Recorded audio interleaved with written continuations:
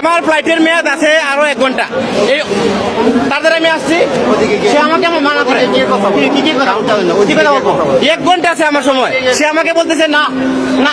Hello sir, officer আসেন, এদিকে আসেন না, আপনি ইচ্ছা করলে নিতে পারেন। শুনেন, আপনারা দুর্নীতি বন্ধ করেন প্লিজ, প্লিজ দুর্নীতি বন্ধ করেন প্লিজ।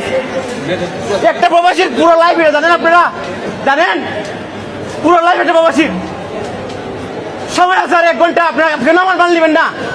কেন মান নেবেন না? এটা এই জন্য আমরা দেশাদিন করছি নাকি? হ্যাঁ, এই জন্য আমরা দেশাদিন করছি। দেখেন 1 ঘন্টা সময় আছে, 1 ঘন্টা সময়, সে আমার মাল নিতেছে না। এই যে অফিসারটা আছে না, এই অফিসার আমাকে বলতেছে ওপরে যাও। আমি পরে গেছি, যাওয়ার পর আমাকে বলতেছে অন্য ফ্লাইট দিবে 30,000 টাকা দেওয়ার জন্য। এটা কি রে ভাই? এটা কি মোকাবিলা নাকি? এটা খুবই দুঃখজনক একটা বিষয়।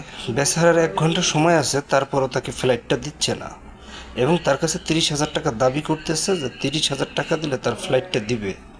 মানে জিনিসটা ভাবতেই অবাক লাগে যে দেশের মানুষ কেমন হয়ে গেছে। একজন প্রবাসী যদি এতটুকু সম্মান না থাকে, কিভাবে এই দেশ প্রবাসীর উপর নির্ভরশীল হয়?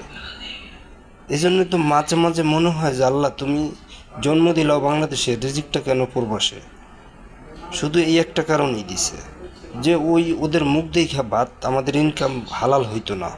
কিছু কিছু কুত্তার বাচ্চারা আছে, নিজেদের অনেক কিছু মনে করে, গালাগালি করতে মন চায় না, তারপরও করতে হয়। এরা মানুষ নামে জানোয়ার, পশু।